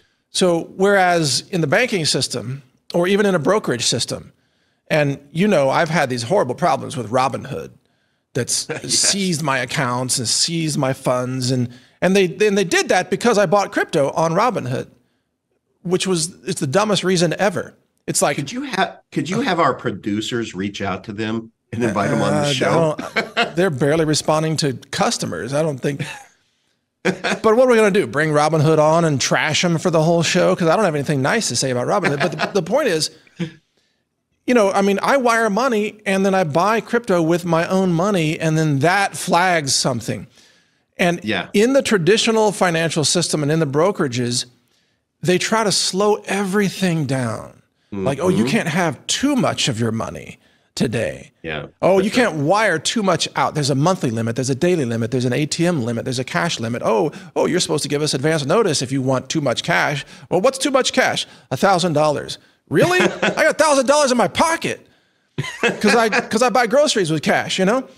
I literally have probably $1,000 in my pocket right now. Along with my Glock 43, by the way, if you think you're going to rob me. But and my vicious security dog over here too. So good luck. It's going to be the most expensive $1,000 you ever got. But limb replacement is expensive. But the point is, the banking system slows everything down. But in crypto, you're just like, boom, boom, boom. I can transfer in minutes. I can swap. I can buy. I can send. I can receive. I can donate. Boom. And nobody tells me you can't do that because they don't have control. We have control. You got it. Done. Are you listening out there? I think we're getting through, Mike. I mean, if you want control over your money, it's got to be something where you have self-custody. Yes. And in the bank is not self-custody. No. And it's not if, it's when you are going to have an issue. And you. Yeah. Oh, yeah. Well, look, they shut off Nigel Farage from the bank in the UK. They did. Because they said that they didn't like that he was friends with Trump.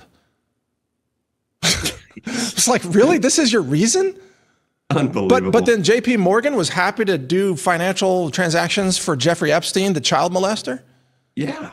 It's like, oh, so wait a minute. So if you rape children on your rape island, that's okay with the bank? But if you're friends with Trump, that's bad. Nothing to see here. Right. Carry on. Right. I don't get it. Trump. I don't get it. And, again, we don't make this show political, but it's just, if you're a Democrat, you're not being debanked. Right. Right?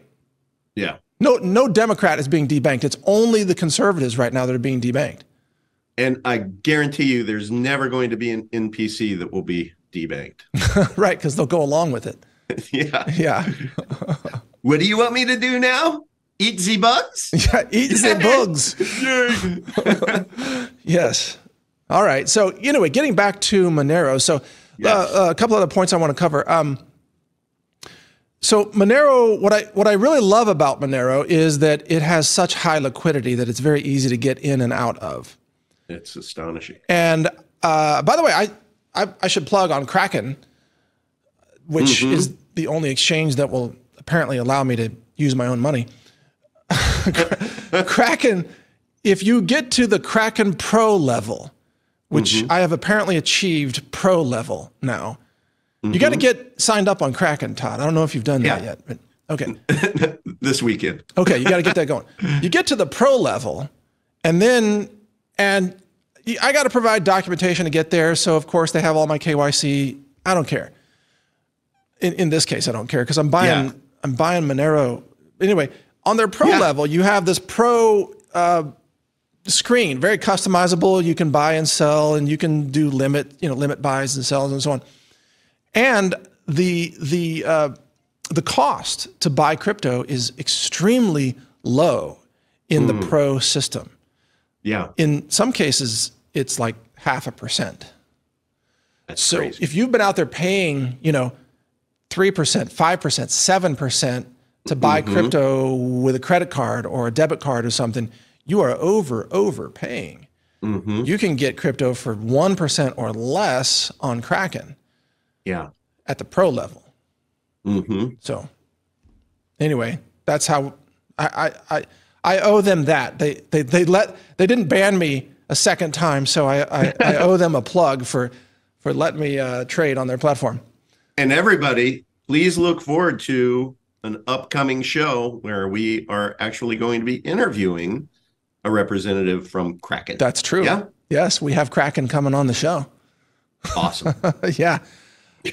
Okay, but getting back to Monero, like I said, we love the liquidity because you can buy and sell, and it doesn't mess with the price. Mm-hmm. Because on any given day, there's, I don't know, like $60 million trading hands in Monero. Yeah. And I'm sorry to even use the word dollars, but right. $60 million worth of Monero is trading hands. So if you want to go in there and buy $100,000 of Monero, you can. And right. It's not going to make the price go crazy. In fact, it might not even be much of a blip. Right. Which is good. It's amazing liquidity. It really is. I'm super impressed. Now, the downsides that we know of Monero, we already mentioned the ring signatures. The blockchain is bigger. It's a lot bigger than a Mimblewimble blockchain, as you know, as an expert on Epic. The Mimblewimble blockchain is really, really streamlined and very small and very compact and very suitable for portable devices. So Monero is never going to brag about having a super small blockchain, right? That's not one of its strengths. No. It's kind of a hefty blockchain. Yeah, I'm looking here. It always takes a little while to sync it. Yeah, so basically, just from my own research here is, for example, the Mimblewimble Epic Cash blockchain, 2.54 gigabyte for the entire blockchain, and XMR is almost 64 gigabytes. So yeah, but there's probably a lot more transactions on Monero. Absolutely. So but if it's the same number of transactions, Mimblewimble would still be smaller. Oh, way smaller. Yeah, you'd probably go to 5 gigs. Yeah. But there's trade-offs, right? Mimblewimble. Totally. Yeah, you have to have a handshake. But that's kind of like, I was thinking about that the other day. We talk a lot about, digital money that behaves like cash. I've never paid someone in cash where I haven't handed it to them. So, you have to have both wallets open at one point in time for the transaction to settle to the blockchain, right? But that's kind of like cash. Right, yeah. Exactly. Yeah, but it's just, through the internet, there are cases like the tipping system where the content creator, their wallet may not be open. Right. And in that case, Monero, being that Monero doesn't require the open wallet handshake, then it actually works better. Yep. But in terms of e-commerce, or let's say even local commerce, you're in a farmer's market, you're buying some pumpkin pie, and you're paying in crypto, then it seems like you could use a Mimblewimble chain, or you could use Lelanthus, or you could use, stealth addresses, or almost anything would work, but definitely Mimblewimble would work in that case as well.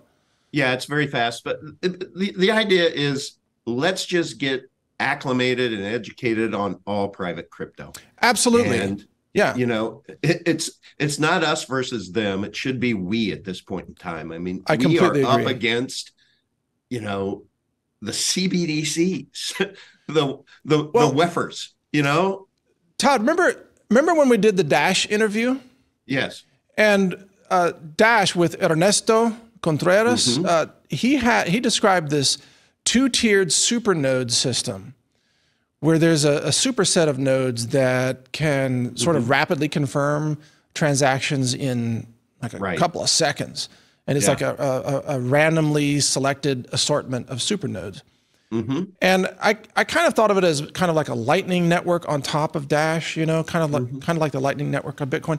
But what I'm wondering is, why doesn't Monero have, or maybe they have thought of something like this, but wouldn't it be great if a project like Monero or Firo or anybody had like a super rapid point of sale privacy crypto ultra fast, supernode system, or however that would look. But, Monero, because the blockchain size is bigger, if you're trying to have somebody new to use it, right? And they set up the wallet, and then it's got to sync, and so it's just waiting, and it's not convenient for a new user if they haven't been running the wallet and syncing the node. You know what I mean? Yeah, it's difficult for newbies. Right. And then there's the issue that you got a noob, okay, they set up their wallet and it's all synced.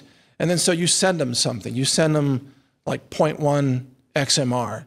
And they're like, great, awesome, I've got some coin. And then they start to spend it. And then you have the UTXO issue, even on Monero, where they spend like 0.01, and then they got to wait because the 0.1 gets locked up during the confirmations of the transaction. And that noob is like, where'd my money go? Well, I bought a cup of coffee and I'm waiting for change now. Where did it go? You know what I mean? Yeah. And then you have to start explaining, okay, transactions, unspent transactions. Noobs don't want to hear that. And even I went through a frustrating time last week to where I was trying to test sending some Epic to be able to go through Change Now to be able to get different privacy coins and, just a small amount. So I sent 100 Epic to Change Now to be able to get Thera is what I wanted to exchange it for. It's still waiting. It's still waiting. And still waiting today? What do you mean? No, it's been like a week.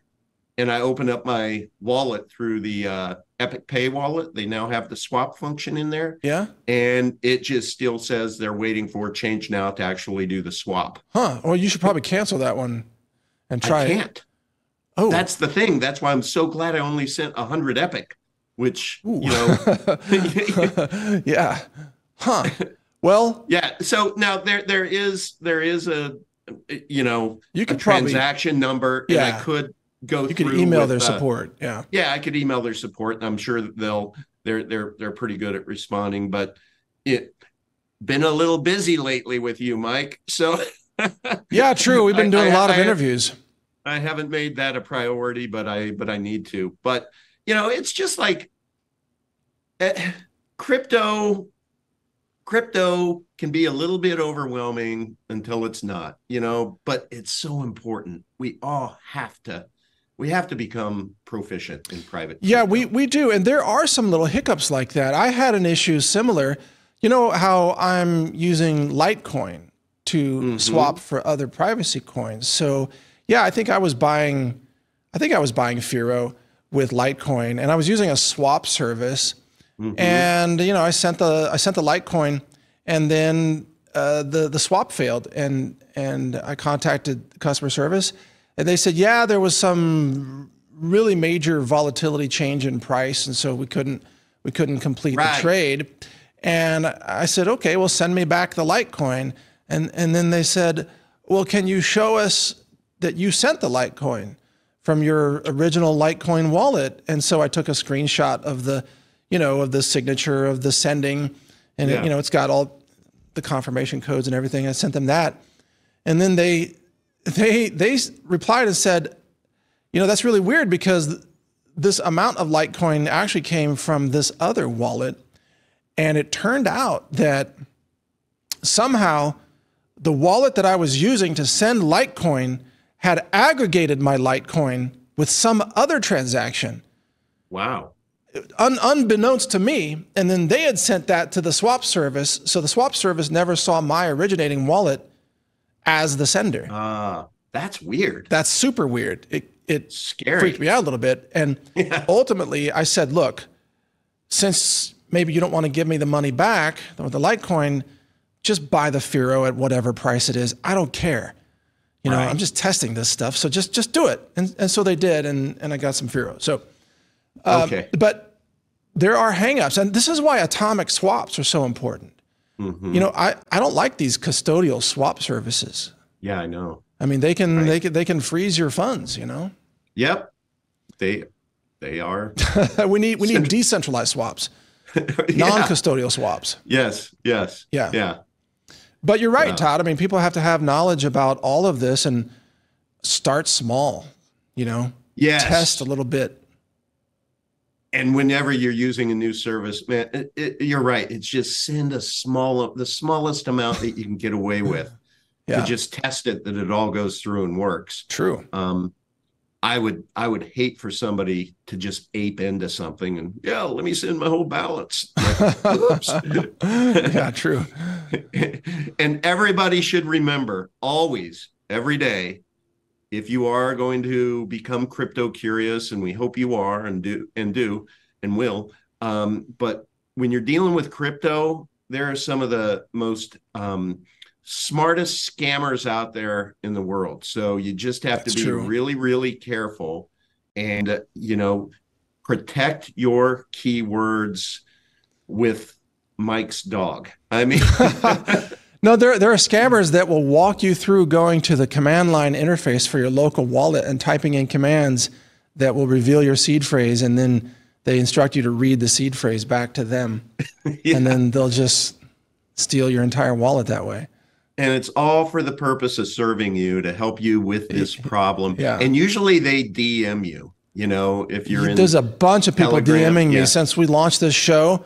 Yeah. I've got every random person, it seems, on the internet trying to DM me on Telegram now. Right. Hey, one other thing I want to mention, Kraken. I noticed this about Kraken, that you can actually buy Monero on Kraken, and then 5 seconds later, you can withdraw it, even before that initial sale goes through the Monero confirmations. So it's amazing. And what it means is Kraken is taking risk. Yeah, they are. Right? I mean, some level of risk, although, of course, I'm buying it with my own money that I deposited with them. But if there's ever an issue where, for some reason, that doesn't go through, like I've already withdrawn the Monero. Right. Yeah, because I don't leave Monero on Kraken or anywhere. No, you can't. No, you can't. But if you do have issues, you can use your satellite phone, Mike. Yeah. Okay. All right. We'll get to that in a second. We'll get to that. But I'm just saying that Kraken is actually, their service has been very good because they don't make you wait for the confirmations in order to withdraw the crypto that you purchased. And that's a big deal. That's awesome. Especially like Bitcoin, some of those confirmations can take a long time. And and they can be expensive too. All right, but since you mentioned the satellite phone store, that's our sponsor today. Let me bring them up. SAT123.com. Satellite phones is backup communication that helps you decentralize from the cell towers. And they work anywhere on the planet. These are the Iridium phones here. They work anywhere on the planet, including the oceans and deserts. And these are the Bivy sticks, two-way satellite text messaging. And they work even when the power grid is down. As long as the satellites are still in orbit, then you're still going to be able to make calls, receive calls, and also send texts with the Bivy stick here. Keep in touch with loved ones. And we appreciate them supporting the show, SAT123.com. They are our official sponsor. But I feel like we plugged like a dozen things that are unofficial sponsors, like non-sponsors. Right. Like, don't forget about the decentralized TV hats from Red Pill Prince, not a sponsor. And what do I have here? Kraken, not a sponsor. Here we go. AGN Speed Cubes, not a sponsor. But this is what I do in my spare time when I'm waiting for guests to connect or whatever. I got my speed cubing back, Todd, since my finger healed. That's awesome. Yeah, that's amazing. So I'm speed cubing, and I learned something really cool, that even if you don't cube for several weeks, like your fingers remember it, your body. Really? Yeah, your muscles. Like mentally, I'm like, what is this thing? But my fingers just do the maneuvers. That's crazy. Yeah. Like your fingers remember what you're doing. So unbelievable. Yeah, body memory. So anyway, that's all fun. I ordered one of those. Did you? I tried to sit down this last weekend and go through it, and it has the algorithms and cheat sheet and everything like that. But I'm like, whoa, I'm going to have to remember a lot of stuff. Oh, and correction, it's not AGN, it's GAN. That's my bad. It's GAN, I think. That's the brand. But yeah, you got to learn the F2L, first two layers. That's the method that I use. The first two layers, and then you have orient last layer, position last layer, and orient, and then position last layer, and you're done. And use F2L, you know, you'll be solving it in under a minute pretty consistently. Okay. Yeah. Okay, that's great. F2L. F2L. Yeah. I will first 2 layers. Not Google it. I will use a decentralized search engine for F2L. Yeah. There's, I think it's called cubingcheatsheet.com. Let me see if that's it. Cubingcheatsheet.com, I think, has the best diagrams for the, yeah, here it is. Dan's Cubing Cheat Sheet app. And what you want, you see here, 3x3 CFOP F2L. That's what you want right there. The 3x3. Yeah, 3x3 F2L. Okay. And then you can, if you want to focus on things like let's say the orient last layer. There's also there's a 2-step.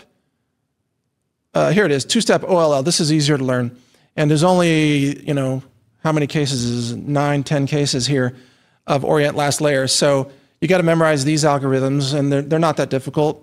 And then position last layer is also really easy, and you'll have it in no time. Here it is, the 2-step PLL. These are really easy, and they're really fun too. I like this step is the most fun step, actually. It's just, anyway. Which one? The 2-step PLL right here. Okay. These are fun because you're like swapping the pieces on top. You're either swapping edge pieces opposite or corners to each other, and these tricks are just like, I don't know, they're really fun. Bottom line, wrapping it up, Todd. First of all, you know, thank you for being here today. I know I gave you really short notice on this interview. I apologize for that, but it was a great interview. Totally worth it. Yeah. I really like Doug, and I can't wait to engage more with him. Yeah, I think he's welcome back, and we'd love to join his show and just kind of keep in touch with the Monero community and see what they have going on. And I hope that full membership proofs, I mean, I hope it doesn't take 2 years, but I also don't want anybody to rush anything because, you know, they got to get it right. Get it right on Monero first. Yeah. What is really Monero? I mean, like a meme coin version, or what is that? I think it's a fork of Monero where it behaves like their canary network, where they do all of their playing with, you know. I don't know. I'm just pulling that one from you know where. Yeah, I don't know either, but I don't own any Monero since I have no idea what that is exactly. I just holding Monero, and I hope that, you know, they get it right. I'm pretty sure they will. Smart people. Yeah, me too. Okay, well, we'll wrap this up for today. Did I forget anything? We got everything? No, I think that was a great, I don't know, hour and a half, I think. Yeah. Yeah, we can. It's impossible to do this show in under an hour. There's just so much to cover. Oh yeah, I know. No, it's great. I like the format. I hope people have the patience to stick through it all, and I think we're delivering the right kind of value where people will make this a must listen. We're getting a ton of positive feedback, no doubt about it. People are learning things on the show, and frankly, we could tighten it up if you and I would goof around a little bit less in the segment. That's my fault. I just can't take everything too seriously. No. Can I add though? Yeah, please. 2 times I heard the word bonus, once from you and once from him. And I didn't say the word. I know. I'm impressed. Great restraint. You didn't bring it in. By me. Yeah. Well, I think we're obliged though to mention the bonus hole. And I happen to have one right here. This is a bonus hole. Okay. right here. It's made out of polyethylene. This is cross-linked polyethylene. This is a PEX pipe. So this is today's bonus hole right there. And, beautiful. Yeah, there it is. No, this is actually part of my finger rehab, by the way. Oh, it is? Yeah, it's a little tool for my finger rehab. So I have to keep practicing gripping and doing strength and dexterity exercises with it. Oops. In order to, because I almost cut off my finger. Yes, I do. Yeah, and now it's back. So anyway, this is, I actually carry this around. This is the bonus hole. Now, is that your shooting hand? Yes, it is my shooting hand. Yeah, but it's wow, not. I bet you. I can shoot again. Did you practice with the middle finger for a while? No, I just practiced left-hand shooting, offhand shooting. Oh, okay. Yeah, I was actually very proficient shooting with my left hand before the accident, so it didn't really set me back.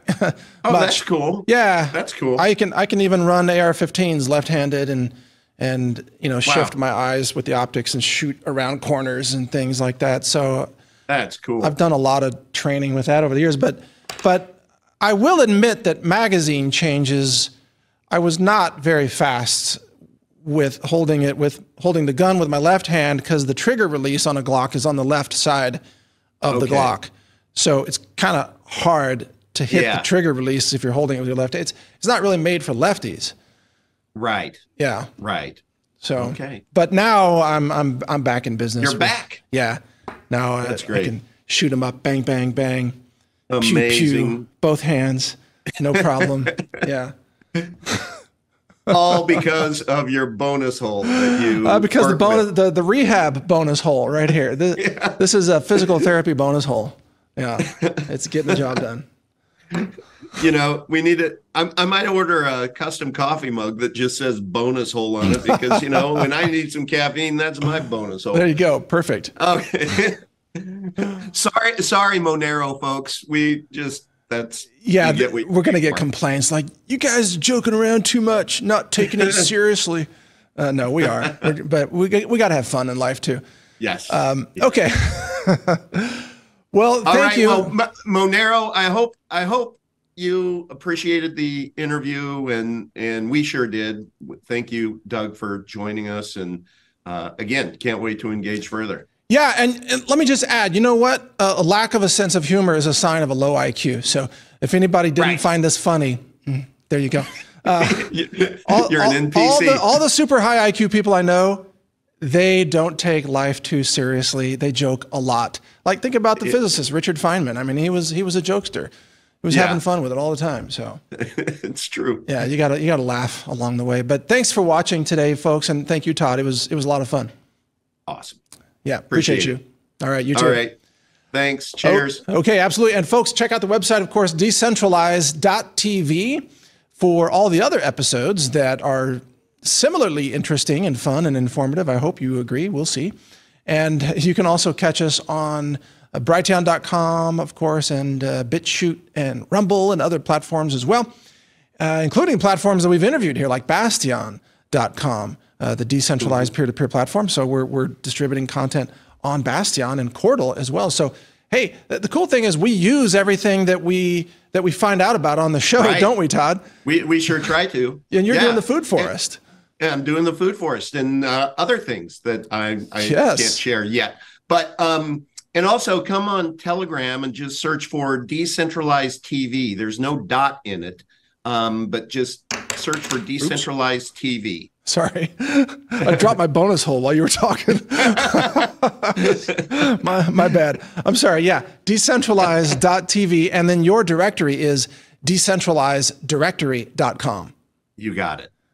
All right. Well, thank you, and that's the show for today. Thanks for watching, folks. I hope you learned something and had a great time, and we'll be with you again the next episode of Decentralize.tv. Take care.